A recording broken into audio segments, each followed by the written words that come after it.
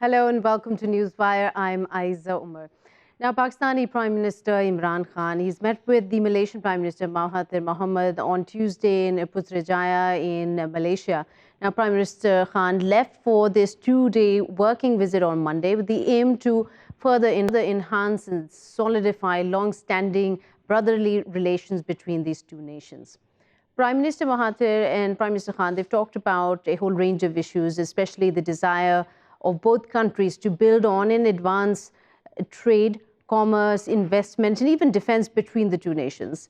Malaysia has been one of the few countries who have spoken loud and clear on the international forum about India's blatant injustice to people of Indian-occupied Kashmir. As a result of this criticism, they have faced threats from India, which is one of the largest importers of Malaysia's palm oil, for boycotting the product. Where we see these relations between Malaysia and Pakistan, how they have stood historically and where do they stand today? Let's find out from our guests. Today we have with us former Ambassador Khalid Iqbal joining us from Islamabad today. Welcome to Newswire, Ambassador. This meeting that has taken place, quite a few things have been discussed here between these two premiers of Malaysia and Pakistan. But there have been some sore spots in the past, if you could highlight for us, between Malaysia and Pakistan, though very brief. What has the relationship been like between the two? I think it has been a very slow-paced, friendly and brotherly relationship between the two countries. Because if you look at the trade figures, probably I would say compared to other countries, almost negligible. And our relationship with ASEAN is also very friendly, very brotherly, but the substance is missing from the relationship with ASEAN countries. With Malaysia, I think we have always had very good relationship because of the multicultural society they have, and they have very successfully gone ahead with it and shown it to the world that all the different kinds of people can live there together while promoting the economic interests of their country and bilateral interests with other countries. Pakistan, I think, came closer to Malaysia after Prime Minister Imran Khan took over, because Imran Khan is very much impressed by Mr. Mahathir, and because of its policies, that resulted in closeness of the two countries. And as you said in your opening remarks, Malaysia was one of the few countries which talked openly against the Indian aggression in occupied Kashmir also. But when we look at it as a typical professional person, how the relationship is moving ahead, I would say that it's on the right track. But at the same time, we need to add some meat to it. We need to add some substance to it. And economic substance is the only way going ahead and forging closer ties with Malaysia. We had excellent relationship with China, but that was a political relationship. And if you remember, in the last decade, we could see that the relationship was not moving ahead. When we added economic aspect to the relationship with China, suddenly it acted as a catalyst and the relationship started moving upwards. And now we have CPEC and many other economic projects going on with China, because of which we have a very strong relationship, which is a long-lasting relationship. Similarly, we need to act in a way that our relationship with Malaysia becomes stronger, because the two leaders respect each other a lot, and they have clicked from day one. That's a really good point. It's true that Prime Minister Imran Khan has in the past on various public forums talked about how he admired Mahathir Mohamad's leadership style and how he was always fighting corruption, stood for honesty and all that.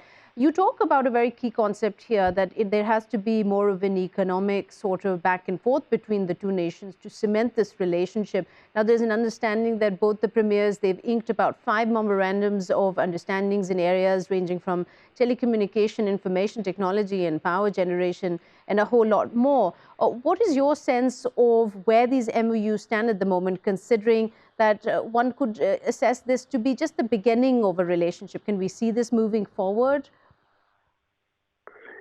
You see, memorandum of understandings or protocol or agreements between the countries, they work. But the main thing is that you need to see that the follow-up actions are also worthy of the emotions of the leadership when they signed those documents originally. No, the main problem with Pakistan is that the moment that once we sign the MOUs or we sign the protocols or agreements with others, then the follow-up action is very slow. We have signed so many MOUs with China. We have signed so many MOUs with Canada. We have signed so many MOUs with United States and many other countries, with the European Union also. But to work on that, you need to have the latest technology available with that. You need to match the efforts of Malaysia when it comes to working on the MOUs. That is the main reason. That is the main thing, because in Pakistan, once you start getting into the habit of following up on the MOUs or the agreements between any two countries, we could see a big change in our relationship and the influence of foreign policy globally. But till such time we don't do it, it's not going to work. Right. Ambassador, you mentioned here one of the reasons why those MOUs usually with Pakistan don't go very far ahead is because, one, you need more technology and the effort from Pakistan needs to be pursued. Could you elaborate a little more on why is it that though, despite having so many MOUs with various countries and now with Malaysia to the tune of this time what we're hearing is $900 million of signed deals, what are the challenges that hold Pakistan back? You see, if you have to establish very strong relationship with a country like Malaysia, your delegation should consist of at least top 100 businessmen of Pakistan. When you are going there, you are interacting with the commercial entities of that country. Till such time, you allow the businesses to work on their own, and the government should be providing facilitation to the business community so that both the countries can work. A businessman would work on the basis of profit. A government functionary works on the basis of his or her promotion in the field. There are two big differences in the way of working towards the promotion of relationship. So a businessman, when he's looking for his or her profit, the businessman works day and night 24/7. That results into a stronger relationship, which is the economic relationship. And when you have a stronger relationship, the relationship, we have the emotions, we have the emotional attachment Pakistan and Malaysia has with each other. We should be looking at something like $20 billion trade at the moment between the two countries. It is not there. We should be looking at selling our GF-17s to Malaysia. It is not there. We should be looking at buying things from there which suit us. It's not there. We need to work on the basis of business communities of the two countries, because that country, another country like South Korea, they thrive on the acumen and the way of working of the business community. The governments need to be staying away from the businesses. Till such time the governments provide facilitation to the businesses, the economic relationship between any two countries or any two blocks would prosper and flourish. And that is what I'm saying, that it should have been done. It has not been done, but I hope once the Prime Minister returns, then there can be a very hectic sort of a movement of business communities between the two countries, so that we can see some meat coming into the relationship during the next 3 to 4 years. Ambassador Ghalib Iqbal there, thank you so much for your analysis. Now let me add another voice to this conversation. We are joined by former Ambassador Asif Durrani from Islamabad. Welcome to Newswire. Now, Ambassador Durrani, there have been MOUs signed, but also during the press conference that took place between Prime Minister Khan and Prime Minister Mahathir Mohamad, one of the things that came up was not just the bilateral trade being enhanced, but also the question about the Kuala Lumpur summit, which Prime Minister Khan twice, in fact, in his statements said that he was very sorry that he couldn't attend. And he talked about how countries very close to certain Muslim countries very close to Pakistan had reservations that this kind of a summit would divide the Muslim Ummah. What do you make of his statement right now? I think Prime Minister was honest in his observations. And so I think when you state your position honestly, in a straightforward manner, then I think that should remove the misunderstanding which may have been created. And I also, I think, give credit to Malaysia and Turkey that they also realized the predicament Pakistan was in, and I think they understood, and that's why they have demonstrated the level of friendship with Pakistan, which you can see in the shape of Prime Minister's visit to Kuala Lumpur, and President Erdogan is also going to come to Pakistan this month.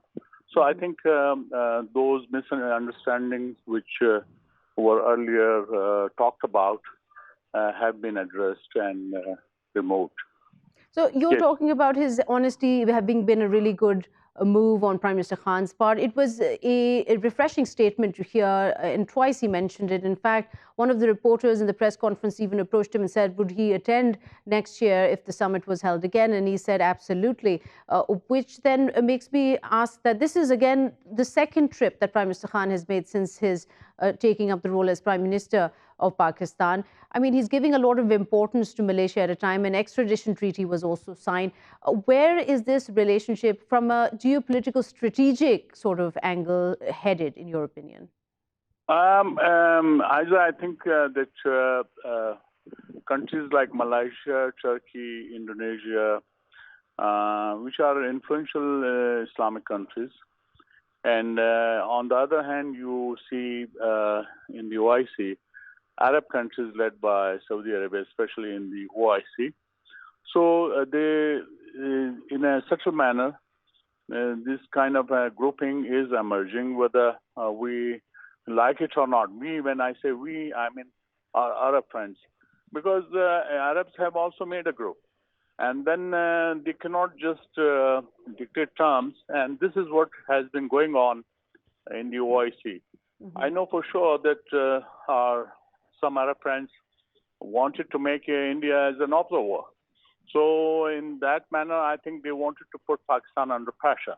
So there is an emergence of these two sort of schools happening here, something that Pakistan, as you have said, is playing it very well, is dealing its cards really well, very diplomatically. Now, coming back to the kind of relationship that has stood its ground in very trying times, we've seen Malaysia and Pakistan have very sort of cohesive independent views, very similar views on whether it's corruption or it's concerning issues with the Muslim Ummah, especially Islamophobia, Palestine, Rohingyas, or even Kashmir. Malaysia has been very vocal about their criticism. This will definitely help in taking the Pakistani narrative forward, or do you think that it might not have that kind of effect, considering that it has a huge sort of trade with India itself, Malaysia? Well, my personal view is that the credit goes to the personality of Prime Minister Mahathir Mohamad. His charisma actually is playing all this. If you recall, his predecessor was not so vocal about issues. So it also depends on the personalities and the charisma which is there in politics, and especially with the personalities who have had who have distinguished themselves by providing good governance. So same is true for President Erdogan. So in that case, we should actually observe keenly that how Malaysia moves, say after Mahathir Mohamad. So for the time being, yes, Malaysia is supporting us on Kashmir. So earlier they were supporting on Kashmir, but they were not so vocal. Right. So here we have. So you're saying that the personalities of the leaders is working in favor of their stances, and especially on Kashmir, how Pakistan has been trying to rally support. Now, we were just looking at our screens right now, the footage of Foreign Minister Shah Mahmood Qureshi and the Law Minister of Malaysia. They were signing more deals with each other, especially on the extradition treaty, which is being talked about a lot. How will this help at a point in time where Pakistan is getting a lot of pressure from the FATF to work harder on curtailing the kind of terrorism funding it is required to in order to get off the list? More than terrorist funding, it is actually anti-money laundering, which we should be focusing. Because as far as anti-terrorist funding is concerned, already the whole world is alive to that. But the money laundering, there are dubious ways which are going on. So here, Pakistan will have to fulfill in any case its obligations, which it has taken upon itself and which are actually universal in tenor. So in this respect, I don't think that Malaysia can help us, except that on the political plane, they are going to help us and they'll support us. And it will not allow you to slip into the gray area and be blacklisted. Right. But a lot of work we have to do. A lot of work that Pakistan needs to do. All right. Thank you so much. Mr. Asif Durrani there joining us from Islamabad. Here we have been joined by Mr. Khurshid Mehmud Kasuri, former foreign minister from Lahore, on the line with us. Mr. Kasuri, thank you for giving us your time today. This working trip that Prime Minister Khan has taken to Malaysia, the foreign policy, the relationship between Pakistan and Malaysia, how do you see this evolving, considering this is Prime Minister Khan's second trip, in fact, since 2018? Yes, historically, Pakistan has had very close relationship with Malaysia. And even when I was foreign minister, we used to visit Malaysia very regularly. And as far as Prime Minister Mahathir Mohamad is concerned, he's not just an outstanding leader in Malaysia, but internationally, his stature is recognized. And he is known for his independence.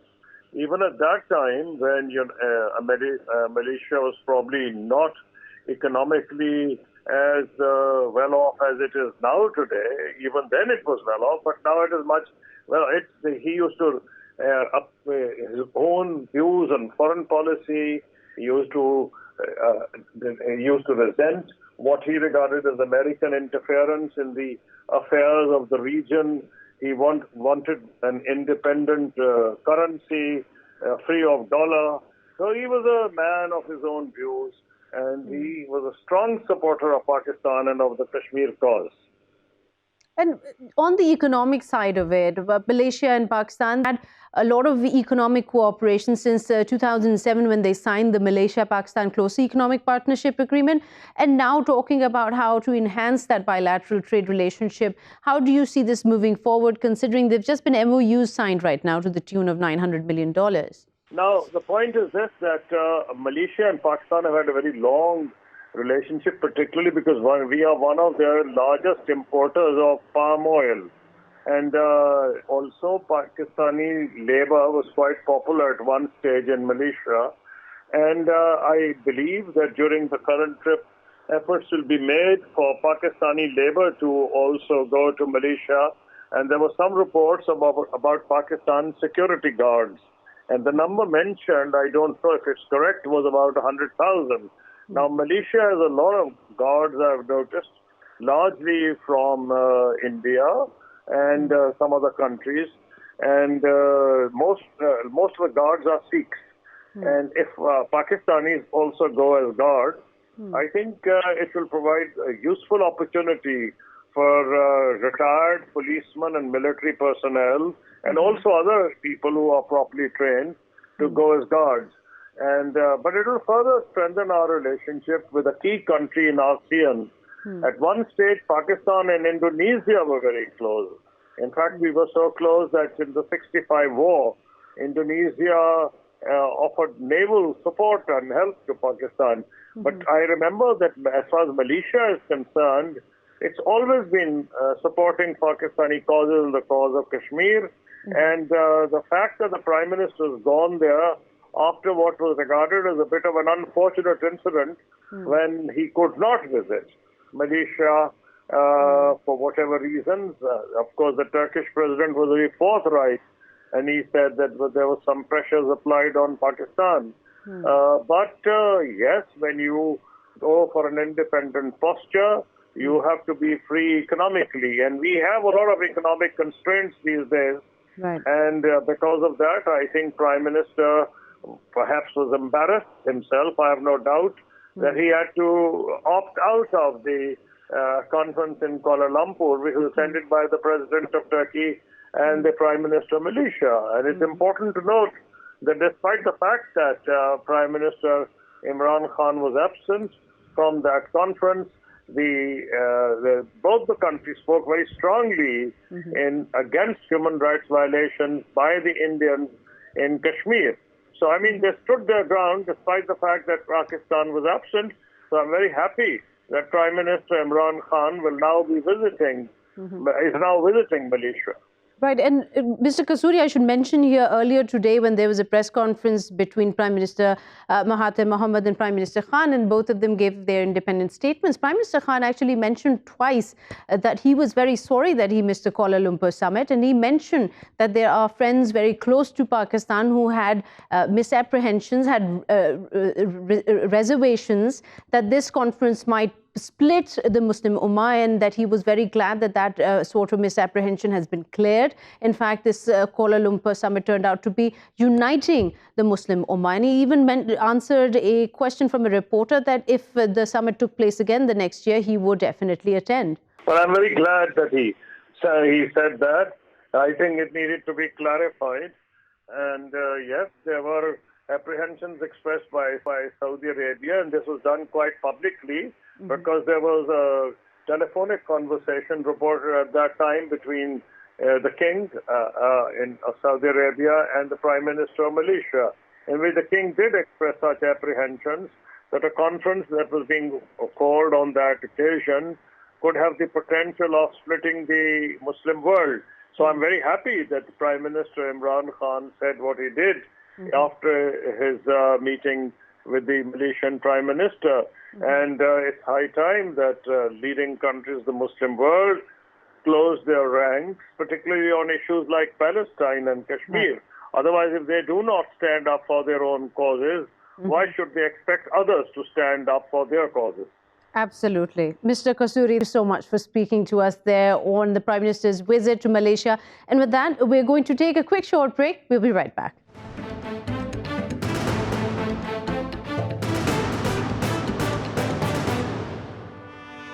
Welcome back. You're watching Newswire with me, Ayza Omar. Now, a report by the monitoring team of the UN Security Council Committee overseeing sanctions against Al-Qaeda in Daesh, they have confirmed what Pakistan has been consistently maintaining for quite some time, that certain terrorist elements have been targeting Pakistan from their bases in Afghanistan. Now, the monitoring team specifically mentioned that Tehreek and Taliban, Jamaat-ul-Ahrar, they regularly attack Pakistani border posts from their bases in neighboring Afghanistan. Now, the fact that there is no negative reference about Pakistan in this specific report, diplomatic sources say, is a testimony to the wide international recognition of how effective the actions taken by Pakistani security forces against terrorism really is. But while this endorsement might be seen as a diplomatic win by many, the concerns are still there that, especially after this report and the details given, that terrorist organizations are gaining strength in Afghanistan. That alone will, of course, threaten Pakistan's peace and stability directly. So let's speak to our guests about how they see development. Let me introduce who we're speaking to today. We have with us Professor Victoria Fontan. She's a professor of peace and conflict studies and the Dean of Faculty and Associate Provost at the American University of Afghanistan. She's joining us from Kabul today. And also we have Lieutenant General Naeem Khalid Lodhi, an analyst, joining us from Islamabad. Now, Lieutenant General, if I may begin with you, this report came out. Let's first talk about how some diplomats are saying it is a diplomatic win for Pakistan. The fact that in this report it has been mentioned that Pakistan has been the victim of terrorism, cross-border terrorism from Afghanistan. How are you assessing this? I think both the aspects are correct, although I would say that it came late, but nevertheless it did come, which is a good sign. We have been, our stance was quite consistent and we stuck to it. We always said that we are being attacked across the border from Afghanistan, and we were also indicating that there are entities like ISIL and Tehreek-e-Taliban Pakistan and Daesh Khorasan and things like that.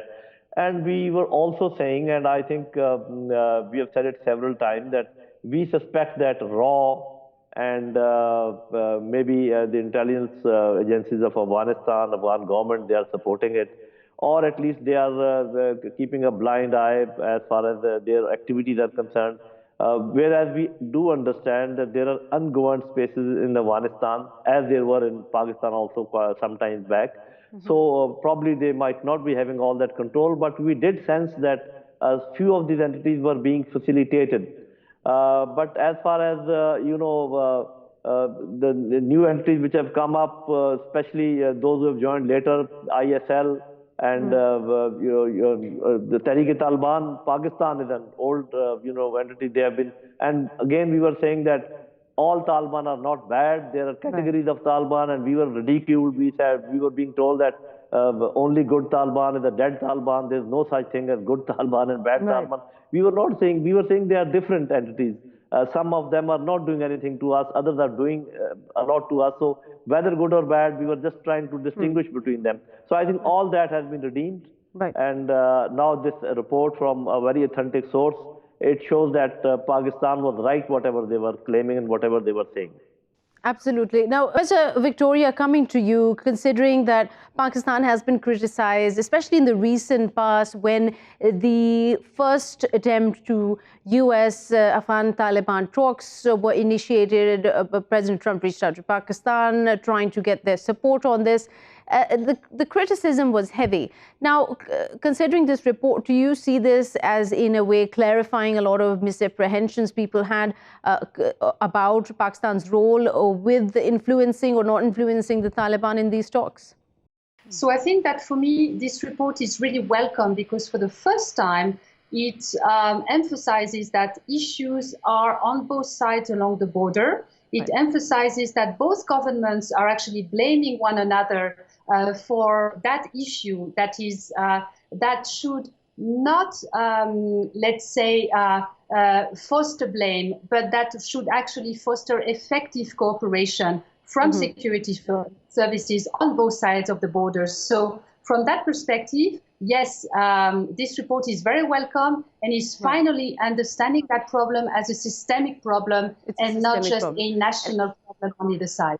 I'm glad you mentioned point number 57 because it's about the foreign terrorists and where the countries that they are coming from. And I just would like to list out here, besides Pakistan being one of them, China, Tajikistan, Uzbekistan, and many more have been mentioned because this is becoming a problem that is now been more apparent that ISIS itself is a very fluid force. It's not really about, killing the fighters. It's chasing down the ideology and squashing it. And this is where we're in a conundrum when it comes to the US-Taliban talks, because when US Secretary of State Mike Pompeo, he talks about this, and he said this on Monday, that President Trump's administration was moving ahead with the peace talks, but they expected the Taliban to sort of rein in the violence. I mean, is that a reasonable expectation to have from the Taliban? It is a reasonable expectation. In Nangarhar, they have been fighting the Islamic State quite successfully. There has been some cooperation in relation to fostering reduction of violence, both from the perspective of the United States and the Taliban. And yes, the Taliban have delivered in some provinces. So it is definitely something that that can be expected to be expanded in the future within this, hopefully, this prospective peace deal. Okay. And coming back to you here, Lieutenant General Khalid Naeem Lodhi, we're talking about not only just the expectations from the Taliban that the US has said that we need to see more demonstrable sort of evidence that they're going to scale back on the violence, but we've also seen the US since 2001 having conducted the most sort of airstrikes in these past 2 years alone. So they've even upped the ante on the kind of violence that they are part of. Do you think that this equation is going to work this time around, considering last year, September, they were called off these talks by US President Trump?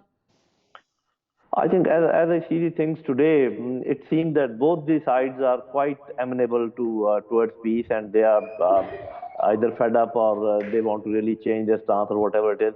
So we all saw some flexibility in the stance of Taliban, whereas they were saying that there will be no ceasefire until the withdrawal starts, but they have said in their statement that there can be partial ceasefire or there will be some scaling down of the hostilities. So that should be, I think, taken advantage of because America must understand that there are other forces also who must be interested in this region other than, Americans and Afghans themselves. And we are very clear that which those forces could be. It could be Russia, it could be China, it could be Iran, it could be other forces. So this is the right time to actually seal the deal.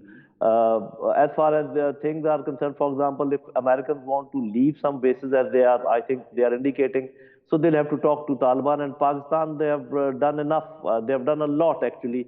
More than their promise, because they do not enjoy that sort of influence over the Taliban that they can ask them to appease to everything, whatever is being asked from them.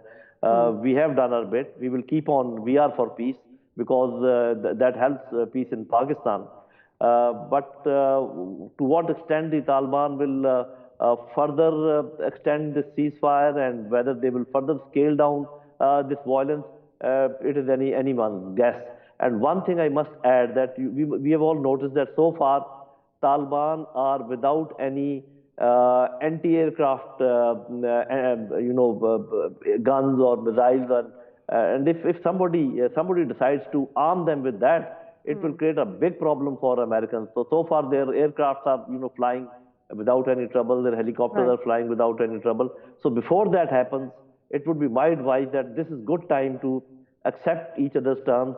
And whatever is in hand, it should not be allowed to slip away.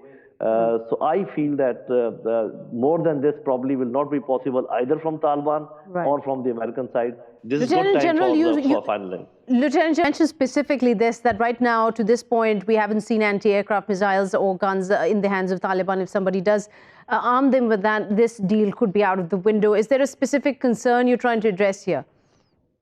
For example, I know, and we all know the history, that once erstwhile Soviet Union was pushed out, the main factor which actually played the role were Stinger missiles. And because then their helicopters were all rendered useless, it was very difficult for them to operate. So far, I think it has been very wise on the part of other parts that they have not done that, because they don't want to vitiate the situation, and they don't want that the peace which is coming, it should fall apart. But this possibility cannot be ruled out.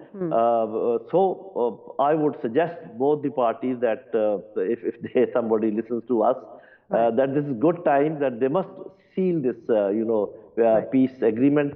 Otherwise the things can go awry and ugly. And one thing I would like to add, people are suspicious that the same type of things might happen once the Americans leave, because there will be a vacuum. It is not going to be like that, because last time once the Soviets left, the Americans left, there was nobody in this region strong enough or good enough who wanted peace and could control the situation. Pakistan was too weak to do all that. But now we have China, we have Russia, we have American interest, we have Pakistan interest, we have Iranian interest, and we are all vying for peace.